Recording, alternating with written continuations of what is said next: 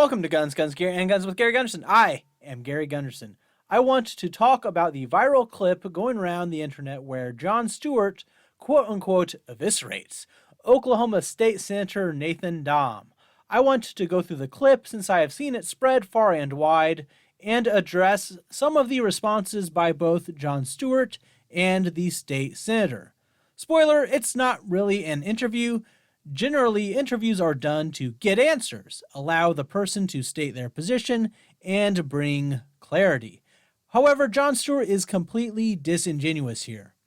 I timed it, and though I may be off by a few seconds here and there, in the 8.5-minute clip, the state senator speaks for about 2 minutes 45 seconds, while Jon Stewart, the purported interviewer, speaks more than twice as much, clocking in at 5 minutes 40. After the state senator voices his support of the Second Amendment, Jon challenges the assertion that many Second Amendment advocates make that more guns in the hands of citizens means a safer citizenry, to which Jon asks, So when we got 400 million guns in the country, we had an increase and gun deaths went up.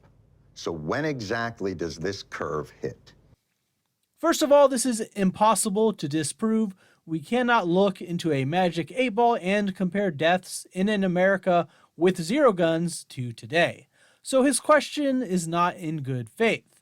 No one has ever claimed that more law-abiding citizens with guns will eliminate crime completely. One of the reasons people support the Second Amendment is the acknowledgement that you can't control everything or prevent people from doing bad things, even through governmental power. One thing we do know, however, is that law-abiding citizens with firearms have a better chance of saving themselves through the defensive use of a firearm than someone who is unarmed. Self-defense statistics credit hundreds of thousands or even millions of self-defense uses each year in the United States. Those are lives saved via firearms in greater numbers than lives are taken.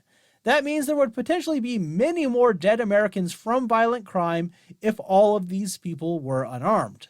Information which the CDC recently removed from their statistics at the behest of gun control advocates. I have a video about that on my channel already if you missed that story. Attributing all these deaths to just guns is foolish. Many of the gun-related deaths are also suicides, and plenty of people still commit suicide without the use of a firearm. And people commit crimes without guns as well, so to say that all of these people would not be dead if these people did not have access to firearms is untrue. Secondly, it is true there are more guns owned by Americans than ever before. It is also true that gun deaths have also risen over the last 20 or so years. You know what has also risen? Crime, and in particular, violent crime overall. An increase in crime is going to lead to more crimes committed with guns, and therefore more gun deaths. But what beats statistics out of context and not controlling for any factors in analysis? And again, those are people already willing to commit crimes, so lack of firearms would not suddenly erase any crime that was committed with firearms because they would still have the same motivating factors or reasoning behind them. And my final point to this supposed question, the actual number of households with firearms has been going down. It is just that there are more guns because it is more common that you have 10 firearms in a household as opposed to 1 or 2. So if anything, the number of people armed has been going down while deaths have been going up, which if you are using the out-of-context statistics as Jon Stewart is trying to do, actually points in favor of more armed Americans equates safer Americans, since deaths have increased while households with firearms have decreased. So your solution to that is give them more guns. What you're doing is you're bringing chaos to order. Good soundbite, I guess. Not really a question or actual point there, just a claim without any facts behind it, though he claims it's not. It's not my subjective opinion. We have 50,000 gun-related deaths. That's not a subjective opinion. Okay, so that's dead people. Let me back up for a second. Still not a point or a question, that is a pure soundbite, and not helpful as either an interview or debate. It's like a courtroom drama where the lawyer makes an outrageous statement and is immediately met with an objection and moves on. He's purposefully doing this to make his point to the audience. Jon's not really talking with the state senator here, he's peacocking for the people on his side. And now he's equating all gun deaths to chaos, but he's...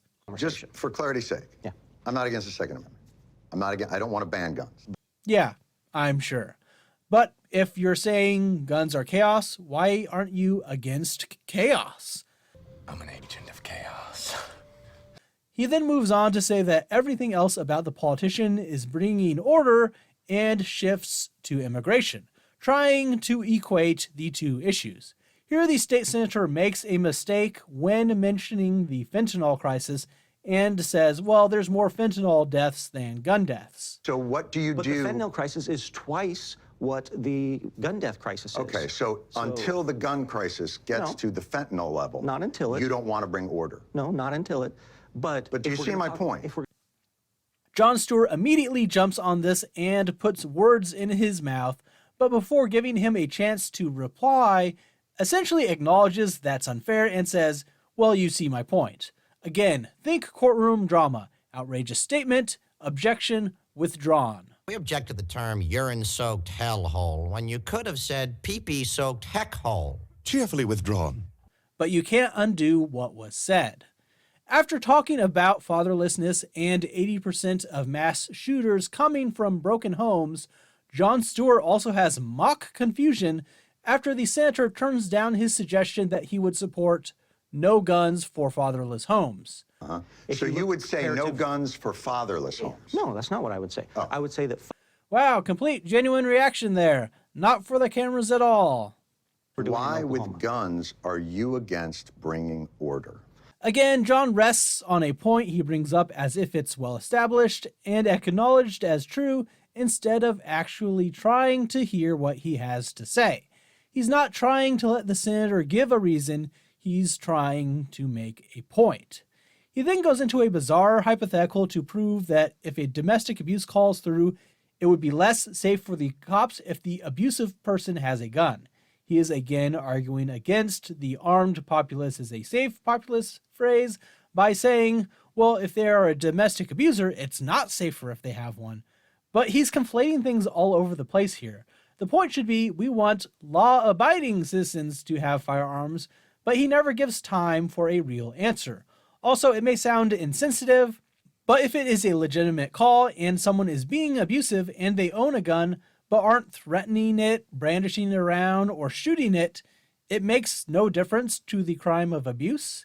And having the cops on edge because they know there are firearms in the house may actually lead to more unjustified police shootings. Plus, brandishing, shooting, abuse, those things are all crimes anyways. So if that's part of the abuse, it will be addressed. But no, of course, someone committing a violent crime with a gun is not good, but that's not an argument against firearms. Plus, even without a gun, you can still kill somebody with violence and normal abuse, so that would not necessarily protect the victim either. Also, yes, there are cops that don't want anyone they encounter to have firearms because they don't want to get shot. That doesn't mean it should be enforced as law. There can be extremely anti-gun police officers, but that doesn't mean we shouldn't have guns. This is an absurd argument any way you look at it. I'm sure cops would rather no one drink and drive, but that's not an argument for bringing back prohibition. The state senator starts to make an anecdotal response, and again, he is interrupted. Jersey. I'm familiar with a ton of anecdotes. I'm asking you a simple question. Meanwhile, all Jon Stewart has done is give one statistic, number of gun-related deaths, and then a bunch of hypotheticals and sound bites, which are no better than anecdotes. I can run through hundreds and hundreds of examples of women killed by their domestic partners by guns that were not taken away through the lessening of red flag laws. Turns out, if you are willing to violate the rights of the populace, you can prevent all sorts of deaths. You're right, Jon Stewart. giving the government and police sweeping, unconstitutional, dictatorial powers to come in and take away anyone's guns or other rights at any moment without due process because someone said something to them, even if it stems from a grudge, resentment, or even a simple political disagreement, may prevent a death somewhere. You lose other things along the way, but that's okay. It will also lead to many other deaths, as on many occasions already, trying to take away someone's rights through red flag laws without any prior crime or reason has led to standoffs with police, which turned these red flag calls into calls to the coroner. Hey John, I've also got a better solution to stop drunk driving. Outlaw all motorized vehicles. That'll stop it. You may not like the trade-off in your day-to-day life, but it's a solution. He then goes on to a rant of what, quote-unquote, the police say. What the police say. What police? What percentage? A majority? Is this just some guy? If we had gun registration, currently illegal as it's the first step to confiscation, also would not prevent these crimes because lawfully owned guns and law-abiding gun owners can become criminally used guns and criminals, or guns can be stolen. This would not stop these gun deaths Jon Stewart keeps pinning on the senator due to his chaos. if we were able to track purchases. Same thing as a registry, or would be equivalent to it here. Same point, would not stop any gun deaths.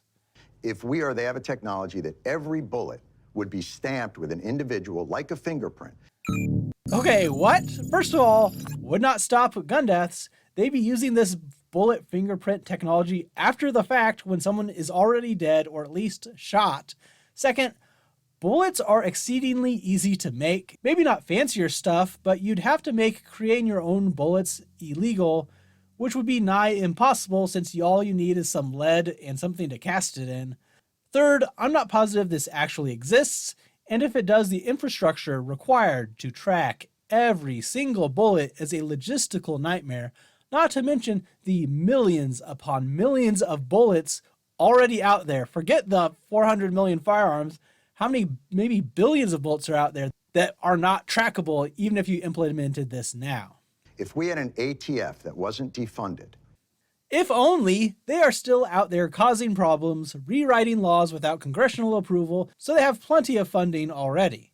The kicker is that this phantom, the police, say that with these changes we would be able to enforce gun laws more effectively. Which I legitimately don't see.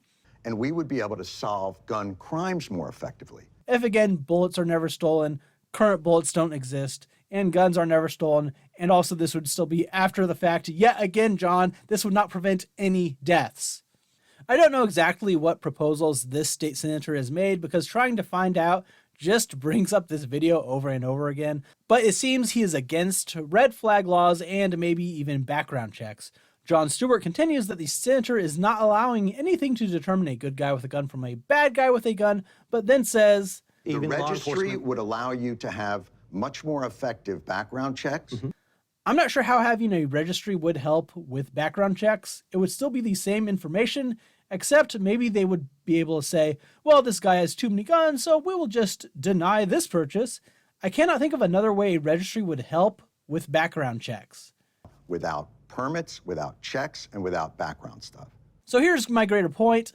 I don't know what he means because a check would be the background stuff, and permits should not be required to exercise a constitutional right, and would be redundant if you already have background checks because that also checks the person out. So I'm not sure if this senator is actually against background checks or maybe just registration, and Jon Stewart's mixing them all together. So I don't really trust or understand exactly what he means here. Also, these would still only be after the fact where there's a crime and they find the gun at the crime scene, which would then be traced to the owner if you didn't plan ahead of time and report it stolen already. It's not your local PD doing the active background checks for firearms purchases in the first place. Then he graciously allows a response from his guest. I'm defending the individual's right to keep and bear arms. That's a different argument. Okay. So what you're saying, John, all your points are for things after the fact, to help catch the criminal and does not address preventing these deaths at all, which you keep pinning on the senator and his chaos. You want to say I'm a Second Amendment purist and I'm making it safer. You're not. Again, the Second Amendment is good, but peaceably armed citizenry will not eliminate all crime. These things are not mutually exclusive. There's still going to be crime. There's still going to be gun crime no matter what. Even in places where guns are highly regulated and illegal, there is still gun crime. He has tried to talk about items to address the origins of crime, but you stepped on him at every turn. You're making it more chaotic, and that's not a matter of opinion. It is an opinion, full stop. The state senator says that requiring firearms registration would be an infringement, which is correct. Jon Stewart then equates gun rights with voting rights and tries to make the point that since voting is a right and it requires registration, then it's either not an infringement to require registration for rights, or some infringements on rights are okay. Therefore, guns should be registerable without being infringed or as an acceptable infringement. Here, the state senator was clearly unprepared. You could tell because he is reluctant to say that voting requires registration, so he gives a classic Second Amendment rote answer, and maybe he thought would be a good rally the base moment for himself, but it's one that does not help win the argument here. Does the right to voting say shall not be infringed? Oh, so this is just a semantic argument now. No. Really, he should have made the point that voter registration is required to ensure that voting is exercised fairly and to protect the integrity of the right itself. Requiring firearms registration would not protect the right to bear arms and would only degrade or infringe upon it. That's the difference. The senator also could have used one of Jon Stewart's tactics here and applied his reasoning to other rights like free speech. That it would be the equivalent of requiring Jon Stewart, who exercises his opinion in personal and public spaces, to go to the government to register his opinion beforehand on certain subjects before being able to speak on them, mention who influenced his opinion so we know where the opinions are coming from, and then await approval to say that opinion, but then have to go back to the government and alert them if his opinion changes so that all his speech is properly registered. Oh, and if someone else finds something potentially dangerous in his speech, he can have his right to voice his opinion temporarily suspended via red flags. But since the senator answered the way he did, it kept Jon Stewart in control of the conversation and allowed him to be led away from the point, into Jon saying that since voter registration is an infringement, it's okay to do other infringements, and that these are actually responsibilities. Jon's basic argument is that you can violate the integrity of the right to bear arms in favor of a general feeling of safety, because all the points he made would not actually make things safer. Jon Stewart then brings up legislation from this state senator about preventing drag queen story hour in front of children to protect them, and supposes that he's willing to infringe upon the right of free speech to protect children, but he refuses to infringe upon gun rights to protect children and enforce new gun regulations, even though none of the points Jon Stewart has made would have protected any children or prevented any deaths. And whenever the senator tried to bring up points to address the causes of crime, he was interrupted or ridiculed. This quickly culminates in the interview clip ending with a brief admonishment from Stewart claiming that the senator does not give a flying F about children because he refuses to do the thing Jon Stewart wants him to do. And that's the big finisher, a brief, controlled use of profanity to generate buzz, headlines, and something people can talk about. It was a robotic use of the F word. He was not overcome from emotion. It was likely pre-planned and scripted as a finale to this farce of an interview. Like I said, this interview was not about getting answers or understanding the senator's positions. It was to allow Jon Stewart to strut about in front of his supporters, to put the senator in his place, and to generate buzz for his show. Even as an attack, it is rife with hypotheticals, nonsense, and no real arguments other than firearms are chaos, and supposedly red flag laws would save lives. I don't have Apple TV Plus to see the full interview, and I don't care to. I'm sure it is more of the same. I don't have any idea if it was edited to make the senator look worse, but I wouldn't be surprised. And all the people in favor of gun control celebrating this clip clearly do not have a good understanding of firearms, current laws, or have ever had a good, legitimate debate about firearms with someone who knows something about the subject. I don't think the senator did poorly per se, but he certainly could have done better to support his position. I think maybe he approached it in good faith as an actual interview, which it wasn't, and did not want to seem too aggressive, allowing himself to be interrupted, pulled one way by Jon Stewart, then snapped back at, etc. His reluctance to say that voters require registration was also a bad clip, because it's true, and he should be able to state that outright instead of having it pulled from him like a dentist pulling teeth. But what do you think of this clip? Do you agree with my points or disagree? Do you have better rebuttals to the things Jon Stewart said or what the senator said? Leave that in the comments down below. Be sure to subscribe to this channel to get more content, like the video, and share it with others. Also, consider supporting me on Patreon. Thanks for watching.